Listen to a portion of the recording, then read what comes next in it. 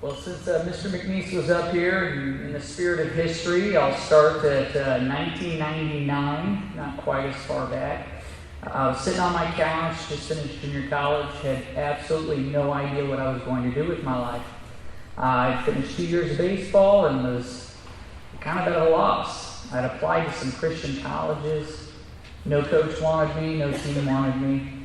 So I kind of thought my baseball career and then academic career would be over because, in all honesty, I wasn't going to college if I wasn't going to have baseball with it. So I was one of those guys.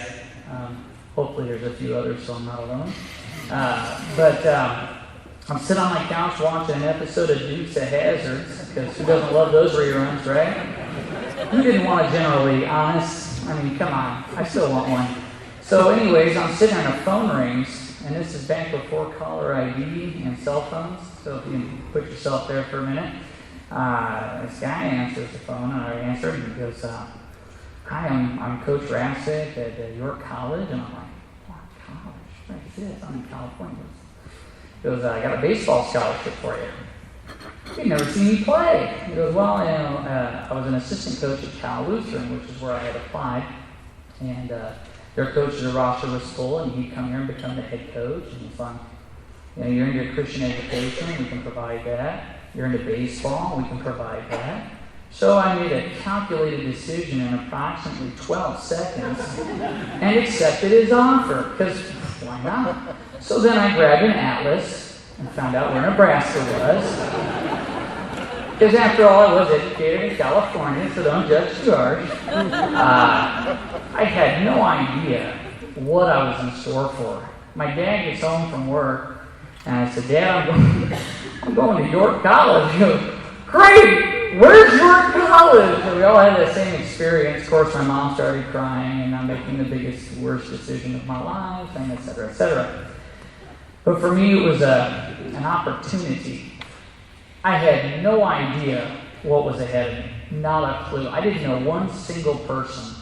I'd never been out of the state of California. And here I am packing up my baseball gear and 3 weeks worth of clothes, because I'm not doing laundry that often, let me tell you. So we head out, wagons east, and I come to York College, and immediately I was just so impressed with the people. I didn't care for the humidity or the mosquitoes. They weren't very friendly, but the people were amazing. And just around campus, and one of the first people I met was Mike Rush. I thought I saw him earlier tonight. God bless you, brother. Love you. Even though you're a Bronco fan, still love you. But he was our youth minister, or campus minister at the time. Gosh, what a fast walker. He'd just be flying across campus, and he'd come over and catch you and be like, "PJ, how you doing?" So, "I'm fine. I'm doing good." He goes, No.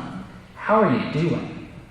How are you handling being away from home? How are you handling the pressure? How's baseball going? How's your arm feeling? You give me a little shoulder rub. Always felt good.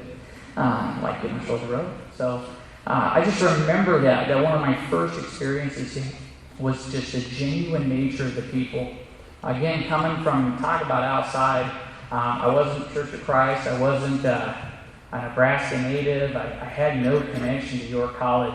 I was honestly here for the baseball. And boy, I got so much more out of the deal. And so I was here a couple years and moved back and got married and had a couple girls. And I'm sitting there, my wife and I are trying to buy a house. And, I mean, the market was like 2004, 2005, and it was ridiculous in California.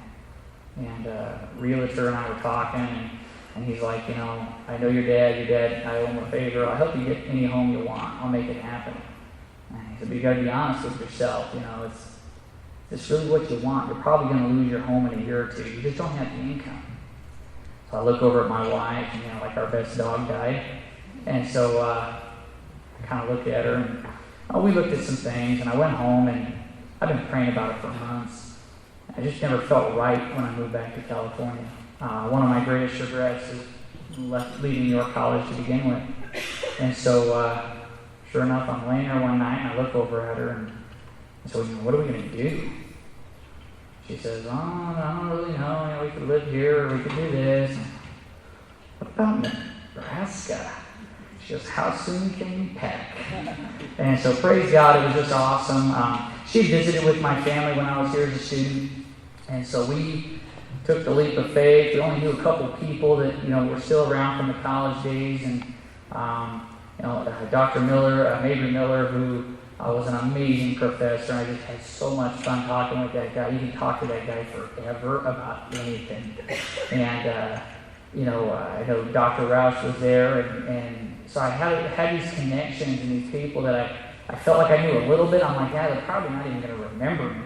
But sure enough, we came out, and I was working a job at a place up by the interstate, and in walked Dr. Roush and Dr. Wheeler, and he goes, I know you.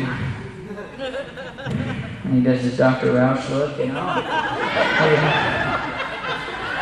So, sorry, I couldn't help it, DR. I love you, Dave. But he goes, I know you. And he says, hey, you were a California boy. You played baseball. And I was like, how do you remember? I barely remember it, and I did it, And he wasn't the only one. Other people from the college would come back and visit me and see me and remember me. And, one thing about growing up in California is a lot of things and I'm not bagging on California, but a lot of things are superficial. A lot of things are on the surface, and everybody's trying to put up a front. But in Nebraska and in New York in particular, at the college, I experienced real people. People who care. People who say, how are you doing? And they really want to know. And it still happens to this day. I own a coffee shop downtown, and I still get all you college guys coming in and asking me, PJ, how you doing? How's business? And they care. Our first day we opened, I was terrified. And in walks President Eckman, Dr. Mountjoy, the big wigs here at York College, as I call them. And, they made sure that I had a successful day, put the word out. And, that's a community. And that's what's special. Because things happen, time comes and goes. We start young, we get old. It happens. But it's the connections, it's the people that make the difference. And you can't find people like here anywhere else. I know, I've been around. I've traveled all over. I've played ball in 26 different states. From never leaving California to playing all over the country was pretty eye-opening. And I've traveled a lot as an adult, and there's no finer class of people than the people I've met at York College, that's for sure. So thank you for the opportunity, and thanks for being awesome, guys. Appreciate it.